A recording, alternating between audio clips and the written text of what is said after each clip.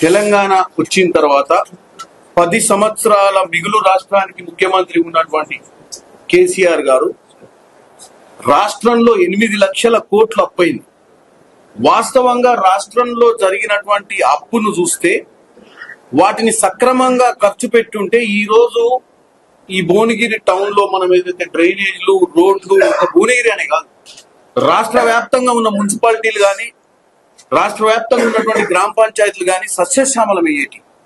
మరి ఆ రోజు నీళ్లు, నిధులు, నియామకాల నినాదంతో పోరాటం చేసినటువంటి టిఆర్ఎస్ పార్టీ బిఆర్ఎస్ గా మారి మరి నీళ్ల విషయానికి వస్తే ఇప్పుడే కుమ్మమణిలు అన్న చెప్పిండు.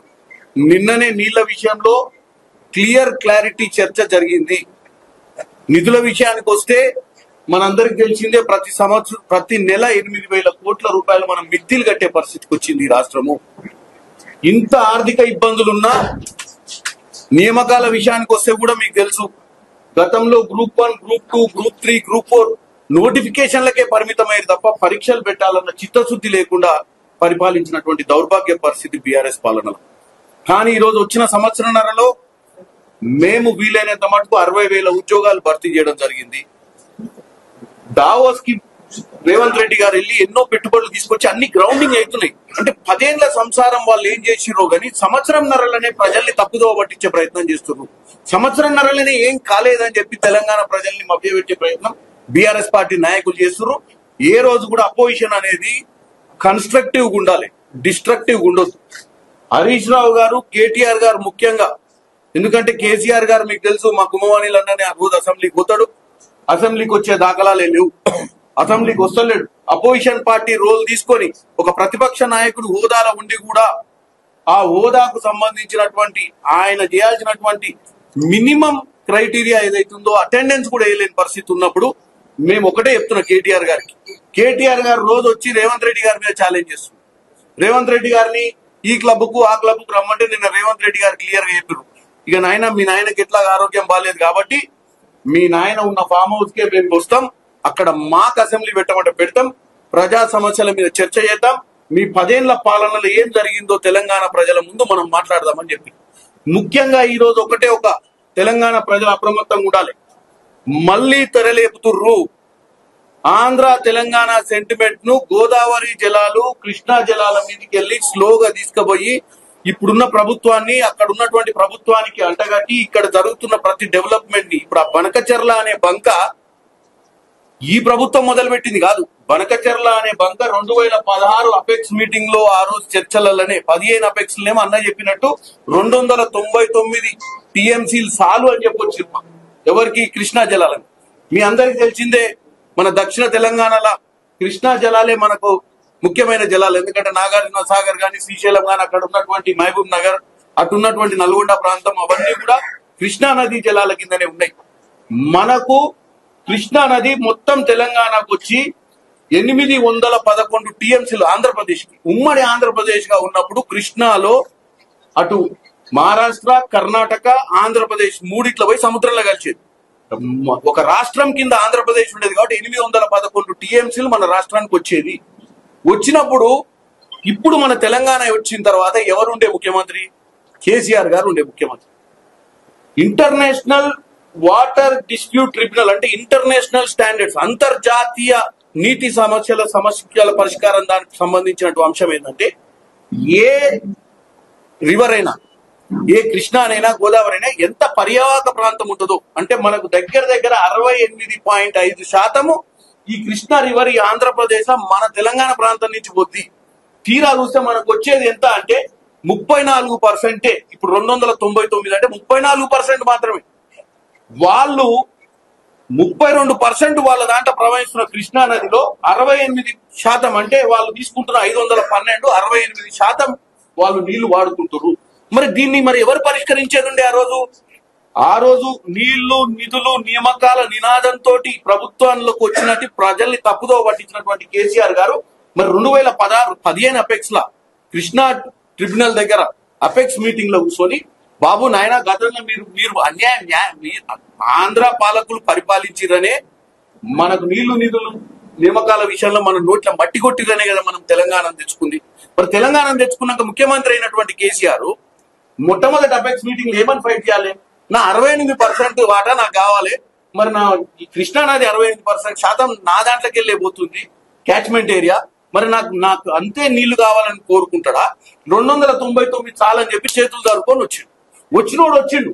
పోనీ ఆ 299 వాడుకుంటా అంటే 10 సంవత్సరాలు ఏ సంవత్సరం కూడా 299 టీఎంసీ వాడుకునే ప్రయత్నం చేయలేదు. ఎందుకు చేయలేదు అంటే దాని కింద ఉన్నటువంటి ప్రాజెక్టులను కాంగ్రెస్ హయాంలో మొదలు పెట్టింది కాబట్టి, అవన్నీ సెంట్రల్ గవర్నమెంట్ అప్రూవ్ అయిన ప్రాజెక్ట్స్ కాబట్టి అవి చేస్తే ఈయన కమిషన్ రాదన్న దరిద్రపు ఆలోచనతో పోయి గోదావరి జలాల మీద కాళేశ్వరం కట్టనికి పోయాడు. గోదావరి జలాల విషయం కూడా చెప్తా, మనకెట్లా నష్టం జరిగిందో నల్గొండకు ఈ కింద ప్రాంతాల గోదావరి జలాలలో కూడా తుమ్మిడి అట్టి దగ్గర మనం ప్రాజెక్ట్ కడదామని డిసైడ్ అయ్యారు. 40-50 వేల కోట్లతో ప్రాజెక్ట్ కట్టి ప్రాణహిత చేవెళ్ళ అని పెట్టి రాజశేఖర రెడ్డి గారు 2007-8లో ఇటు రంగారెడ్డి జిల్లాకు 2 లక్షల ఎకరాలు, నల్గొండ జిల్లాకు 2 లక్షల ఎకరాలు నీళ్లు ఇవ్వాలన్న ఆలోచనతోటి ప్రాణహిత చేవెళ్ళ పెడితే ఈయన దరిద్రపు ఆలోచనతోటి ఈయన వరద జలాలు ఉన్నాయి ఆంధ్రోలను వాడుకోమని చెప్పి రత్నాల సీమ రాయలసీమ అని చెప్పి రోజమ్మ ఇంటికి పోయినప్పుడు వరద జలాలు 3000 టీఎంసీలు పోయి సముద్రంలో కలుస్తున్నాయని చెప్పినటువంటి కేసీఆర్ మరి వరద జలాలు కూడా మన సమాన భాగం ఉండాలి కదా. మరి ఆ వరద జలాలు జారిపోతుంటే ఆంధ్రోలను వాడుకోమని చెప్పినటువంటి కేసీఆర్ రోజమ్మ ఇంటికి పోయినప్పుడు మరి ఆ వరద జలాలలో ప్రాణహిత చేవెళ్ళ చేసి మనకు ఈ చేవెళ్ళ ప్రాంతంలో ఉన్నటువంటి రంగారెడ్డి జిల్లా, ఆ కింద ప్రాంతంలో ఉన్నటువంటి నల్గొండ జిల్లాని ఎందుకు కట్ చేయాల్సి వచ్చిందో మీరు అర్థం చేసుకోవాలి. ఆయన ఈ కట్ చేసి కేవలం కాళేశ్వరం కట్టి ఆ ఉత్తర తెలంగాణలో ఉన్న జిల్లాలకు ఇచ్చుకుంటే నీళ్ళన్నీ అక్కడ వేస్ట్ అవుతున్నాయి, మీరు వాడుకోవచ్చు అని చెప్పి మాట్లాడిందే కేసీఆర్. ఇవాళ కావాలని కేటీఆర్ గారు తొడలు కొడుతుండు, వచ్చి రేవంత్ రెడ్డి గారిని రమ్మంటుండు, రా చర్చలకు. ఏందా చర్చలకు వచ్చేది? మీ నాయనకి ఇప్పుడు రేపు నిన్ననే మా కుంభమణిలన్న అందరూ కూడా నిన్న నేను పార్లమెంట్ లో ఉన్న సమావేశాలు కాబట్టి అందలేకపోయినా ఇవాళ చెప్తున్నా నేను, వాస్తవంగా రేవంత్ రెడ్డి గారు అదే ఫామ్ హౌస్ కి వచ్చి ఇదే చర్చ చేద్దాం. తెలంగాణ ప్రజలకు అర్థం కావాలి అసలు నీళ్లు దోసుకోబోయింది ఎవరు, దోసుకోపోవడానికి ఎవరు వంతపాడిరు, ఎవరు కమిషన్ల కోసం దక్షిణ తెలంగాణలో ఉన్నటువంటి కృష్ణా జలాలను కాపాడుకునే ప్రయత్నం ఎవరు చేయలేదు. అంటే 299 టీఎంసీలు కూడా గత 10 సంవత్సరాల వాడుకుంది ఎప్పుడు తెలుసా? పోయిన సంవత్సరం వాడుకున్నాం 286 టీఎంసీలు దగ్గర వాడుకున్నాం మనం పోయిన సంవత్సరం. ఇప్పటికైనా మనం అందరం ఆలోచించాల్సింది ఏంది? ఈ మాయదారి మాటలు చెప్తున్నటువంటి కేసీఆర్ కుటుంబం మాయల పడకుండా అసలు మన దక్షిణ తెలంగాణలో మనం కృష్ణా జలాల మీద 299 కాదు, మనకు రావాల్సినటువంటి భాగం కోసం ఒకటి ఫైట్ చేయాలి, 2 మరి తీసుకున్న నీళ్లను ఎక్కడ దాచిపెట్టాలి, ఎన్ని ట్యాంకులు కట్టుకోవాలి, ఎన్ని రిజర్వాయర్లు కట్టుకోవాలనే దాని మీద చర్చ జరగాల్సిందే. అయ్యాల 2 లక్షల కోట్లు ఖర్చు పెట్టినటువంటి కేసీఆర్ కేవలం ఉత్తర తెలంగాణలో కాళేశ్వరం మీద పెట్టింది తప్ప సగం పనులు కంప్లీట్ అయిపోయినటువంటి ఎస్ఎల్బిసి టన్నల్ గాని, సగం పనులు కంప్లీట్ అయిన జూరాల ఈ కింద ఉన్నటువంటి పాలమూరు రంగారెడ్డి ప్రాజెక్టుల మీద కనుక ఒక 5-6 వేల కోట్లు ఖర్చు పెట్టినా కానీ లక్షల ఎకరాల నీళ్లు, ఈ రోజు లక్షల ఎకరాలకు నీళ్లు వచ్చేది మనకు కృష్ణా జలాలను కాపాడుకునే ప్రయత్నం చేద్దు. కానీ రాజకీయాలే చేయాలని మళ్ళీ మొదలు తెరలేపిరు. తెలంగాణ ప్రజలు అప్రమత్తంగా ఉండాలి. కేటీఆర్ కి నేను ఒక్కటే చెప్తున్నా, కేటీఆర్ నీవు ఆఫ్టర్ ఆల్ ఎమ్మెల్యేవు, ముఖ్యమంత్రిని ఛాలెంజ్ చేయాలంటే కేవలము మీ నాయన అపోజిషన్ లీడర్ గుండి ఛాలెంజ్ చేయాలి. మీ నాయనకు ఆరోగ్యం బాగాలేకపోతే ముఖ్యమంత్రి చిన్నోడు కాబట్టి వయసులో మీ నాయనకు మర్యాద ఇస్తూ సీనియర్ గా 10 ఏళ్ళ ముఖ్యమంత్రి ఉండు కాబట్టి ఫామ్ హౌస్ కే వచ్చి చర్చ చేద్దామంటుడు.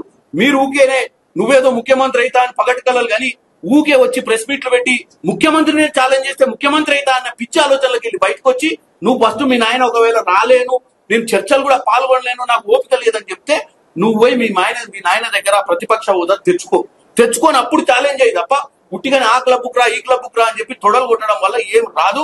నాకు తెలుసు నువ్వు గతంలో అమెరికాలో చదువుకొని డైరెక్ట్ ఉద్యమానికి సంబంధం లేకుండా వచ్చి ఈడ నువ్వు ఎమ్మెల్యే మంత్రి అయినంత మాత్రాన ముఖ్యమంత్రి అవుతావని మాత్రం కలలు కనొద్దని చెప్తున్నా.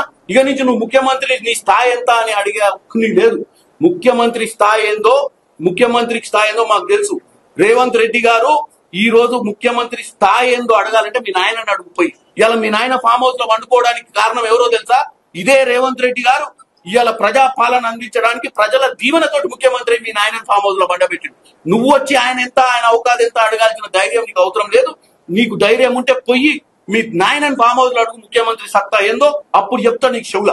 కాబట్టి నేను ఒక్కటే కోరుకుంటాను, తెలంగాణ ప్రజలను మళ్ళీ తప్పుదో పట్టించే ప్రయత్నం బీఆర్ఎస్ పార్టీ ముమ్మాటికి చేస్తుంది. మనం అందరం కూడా ఈ ప్రజాపాలనను కష్టపడి తెచ్చుకున్నాం. మళ్ళీ రాబంధువులు దోచుకుంది సరిపోక మరొకసారి దోచుకోవాలన్న పిచ్చి ఆలోచనతోటి మళ్ళీ దక్షిణ తెలంగాణకు అన్యాయం చేసినటువంటి వీళ్ళ ఆలోచనలు నేను ఇప్పుడే మీకు చెప్పిన ఎట్లా అన్యాయం చేశారు.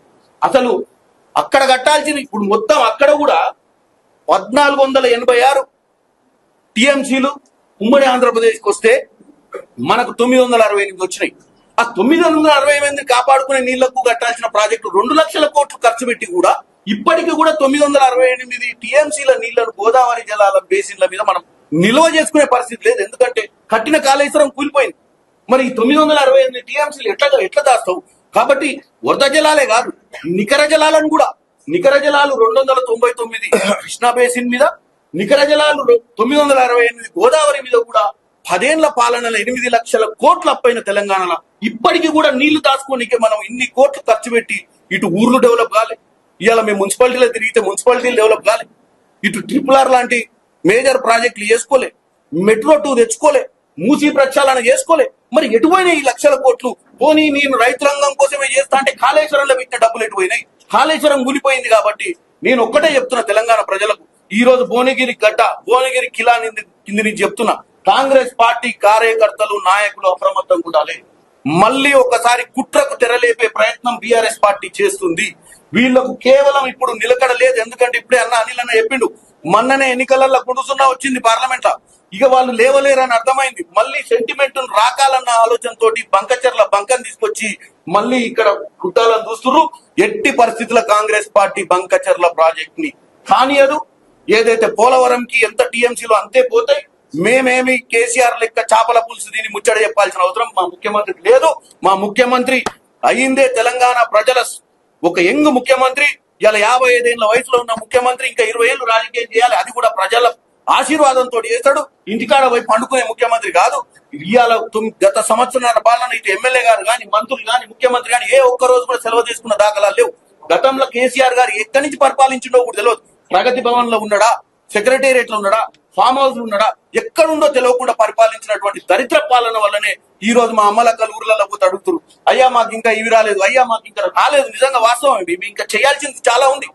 ఇవాళ చాలా పెన్షన్ల విషయం కానీ, ఇవాళ రైతులకు సంబంధించినటువంటి విషయాలు కానీ, ఇవాళ ఉద్యోగాల విషయానికి కానీ, ఇవాళ ఇండస్ట్రియలైజేషన్ కానీ, ఇక్కడ ఎంఎంటీఎస్ కోసం కూడా గతంలో బీజేపీ మీ అందరికి తెలుసు, ఎన్నికల ముందు ఏం చెప్పింది, 650 కోట్లు గట్కేశ్వర్ నుంచి 33 కిలోమీటర్ రాయగిరికి వస్తే మన యువత మొత్తానికి రేపు హైదరాబాద్ పోనీకి కష్టం ఉండదు. మరి అది చేస్తా అని చెప్పి తప్పించుకురు. దాని మీద మేము పోరాటం చేస్తాం. మేము 1.5 సంవత్సరం పాలన అయింది. మాకు ఎవరికి పడితే వానికి సమాధానం చెప్పాల్సిన అవసరం లేదు. మాకు ఈ యొక్క అధికారము, ఈ ప్రజా పాలనను అందించింది ప్రజలు. ఈ 1.5 సంవత్సరం ఇంకా 3 సంవత్సరాల చిల్లర ఉంది మాకు. ఈ 3 సంవత్సరాల చిల్లర్లో మళ్ళా మమ్మల్ని మేము బ్రహ్మాండంగా పరిపాలించినామా లేదా అని మార్కులేసి మళ్ళీ మమ్మల్ని గెలిపించేది ప్రజలే. మేము ప్రజలకే జవాబుదారులం, ప్రజల కోసమే పనిచేస్తాం.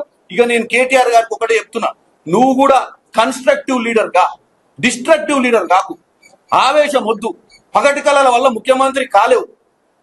నువ్వు ముఖ్యమంత్రి కావాలని నీకు అంత ఆశ ఉంటే ప్రాపర్ కన్స్ట్రక్టివ్ వేలో పో. రోజు వచ్చి తొడలు కొట్టి ఛాలెంజ్ చేసి ముఖ్యమంత్రి హోదా ఉన్న వ్యక్తిని చిల్లర బల్లర మాటలు మాట్లాడినంత మాత్రాన నీకో 4 సోషల్ మీడియా ప్లాట్ఫామ్లు ఉండొచ్చు, నీకో 4 భజనకారులు రోజు కంప్యూటర్ల మీద కూర్చొని నీకు లైకులు కొట్టొచ్చు. అంత మాత్రాన ప్రజాదరణ అనరు. ఎందుకంటే నీ 10 సంవత్సరాల దరిద్ర పాలన గురించి తెలంగాణ ప్రజలు ఆల్రెడీ గుండుసున్నా ఇచ్చారు. కాబట్టి ఇక నుంచి మీరు దయచేసి ఒక కన్స్ట్రక్టివ్ లీడర్ గా ఉండాలి. ముఖ్యమంత్రి గారు ఇచ్చినటువంటి ఈ యొక్క కొత్త విషయాన్ని మీరు మీ నాయనతోటి మాట్లాడి అక్కడ అసెంబ్లీ, మరి అక్కడికి అందరు ఎమ్మెల్యేలు వస్తారట, నీ ఫామ్ హౌస్ లో పెట్టమని తెలియజేస్తున్నాం. హౌసింగ్ అర్బన్ అఫేర్స్ నుంచి డబ్బులు తెచ్చుకునే ప్రయత్నం చేయలేదు. గత ప్రభుత్వం 40% నేను ఇచ్చేది ఏంది, నాకు నీ 40 ఇచ్చేది లేదు, నీ 60 తెచ్చుకునేది లేదని వదిలేసి వచ్చింది. ఈ ప్రభుత్వంలో రేవంత్ రెడ్డి గారిని పదే ఎందుకు ఢిల్లీ పోతున్నావు అంటే, నిన్న కూడా నేను చెప్పిన, ఏదో పిచ్చి పాటలు మాట్లాడుతుంటే కేటీఆర్, రేవంత్ రెడ్డి ఢిల్లీలో పోయి యూరియా బస్తాలు మోయనిక పోయిండా, తాడి చెట్లు ఎక్కనిక పోయిండా అని నువ్వు ఏదో చిల్లర మాటలు మాట్లాడుతున్నావు కదా. పేపర్ చదివితే తెలుసు, రేవంత్ రెడ్డి గారు sports minister, fertilizers minister, industries minister ని కలవడం జరిగింది. బతిలాడుకుంటున్నాం. మేము 10 ఏళ్లలో మాకు రావాల్సిన నిధులు రాలే. మేము కట్టాల్సిన ట్యాక్స్ లు అందరికంటే బ్రహ్మాండంగా భారతదేశంలోనే హైదరాబాద్ పెద్ద ట్యాక్స్ నగరం. మేము కడుతున్నాం. ఆ నిధులు వస్తే డెఫినెట్ గా మీరు అన్నట్టు భువనగిరి నగరం, ఇప్పుడే నేను అన్నకు చెప్తున్నా, అన్ని రోడ్లు ఎక్స్పాండ్ చేయాల్సిన అవసరం ఉంది.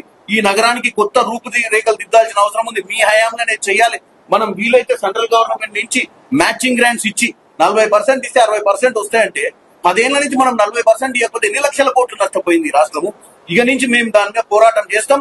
భువనగిరిలో డ్రైనేజ్ ఇష్యూస్ కానీ, భువనగిరిలో రోడ్ ఇష్యూస్ కానీ, డ్రింకింగ్ వాటర్ ఇష్యూస్ కానీ, ఇప్పుడే అన్న చెప్పినట్టు ఆ చెరువులు నింపాలంటే రోజు వీళ్ళు పోయి రోజు ఉత్తమ్ కుమార్ రెడ్డి గారి దగ్గర కూర్చొని వీలైనంత మటుకు ఈ నీళ్ల విషయంలో కంటిన్యూగా రివ్యూస్ జరుగుతున్నాయి. ఇలా మూసీ వల్ల మనకు హైదరాబాద్ నుంచి వచ్చే మురికి నీళ్లు మన దగ్గర ఉన్న పొలాలలో మనం పండించుకునే పంటను కొనుక్కునే పరిస్థితి లేదు. మరి మూసీ ప్రక్షాళన చేసినప్పుడు ఏదైతే రేవంత్ రెడ్డి గారు ఏదైతే మల్లన్న సాగర్ నుంచి కూడా గోదావరి నీళ్లు తీసుకొచ్చి కంటిన్యూ మంచి నీళ్ళని సప్లై చేయించాలన్న ఒక ఆలోచనతోటి ఏదైతే ప్రణాళికలు గీస్తుండో డెఫినెట్ గా RRR, MMTS, RRR వల్ల కూడా మనకు చాలా బెనిఫిట్ ఉంది. మనం అర్బనైజ్ అయిపోతాం మొత్తం. మన యువతకు ఇక్కడ ఇండస్ట్రియల్ క్యారిడార్ పెడితే ఇక్కడ ఎవరికి కూడా ఇంటికాడ కూర్చొని పని చేసుకునే పరిస్థితి ఉంటుంది. ఈ రోజు హైదరాబాద్ నగరానికి పోయి పని చేస్తే 30,000 జీతం వస్తే 40,000 ఖర్చు వస్తుంది. అందుకే పని చేసి ఇంటికాడ ఉంటుంది.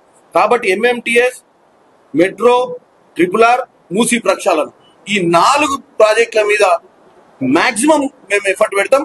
అలాగే అర్బన్ లోకల్ బాడీలో కూడా మాక్సిమం నిధులు తీసుకొచ్చి ఈ రోజు 56 కోట్ల రూపాయల HMDA నుంచి భువనగిరి అసెంబ్లీకి నియోజకవర్గానికి తెచ్చి దీంట్లో 13 కోట్ల 60 లక్షలు నాకు తెలిసి ఈ రోజు ఓన్లీ భువనగిరి టౌన్ లో పెట్టారు. ఇవి మొదటిసారి మీరు ఇది ఈ సంవత్సరం నరనే కదా, ప్రతి 6 నెలలకు ఒకసారి సమస్యలన్నింటినీ కూడా ఇక్కడ లోకల్ నాయకులు కూడా ఉన్నారు. అందరికి కూడా ఒకటే విన్నపం, ప్రతి దగ్గర ఏం పని ప్రయారిటీగా చేసుకోవాలనే దాని మీద మీరు కనుక అవగాహన తెచ్చుకుంటే వీలైనంత మటుకు నేను ముఖ్యమంత్రి గారి దగ్గర నేను మా ఎమ్మెల్యే గారు కూర్చొని భువనగిరి పట్టణాన్ని ఈ 3 సంవత్సరాలల్లో బ్రహ్మాండమైన పట్టణంగా తీర్చిదిద్దే ప్రయత్నం చేస్తాం. ట్రైన్స్ విషయంలో కూడా నేను చర్చ చేసిన. శాతవాహన అనేది ఏదైతే డోర్నకల్ కంటే ముందు, డోర్నకల్ కాదు కాజీపేట కంటే ముందు ప్రతి స్టేషన్ లో అవుతుంది, కే సముద్రంలో అవుతుంది, నెక్కొండలో అవుతుంది. మన దగ్గర ఎందుకు అవుతలేదని నిన్ననే ప్రశ్నించిన. ఎందుకంటే భువనగిరి హెడ్ క్వార్టర్సే, జనగామ హెడ్ క్వార్టరే, డిస్టిక్ హెడ్ క్వార్టర్ లో కూడా ట్రైన్లు ఆపకపోతే పరిస్థితి ఏందని చెప్పి నిన్ననే చర్చ చేసిన. దాని మీద చర్చ నడుస్తుంది.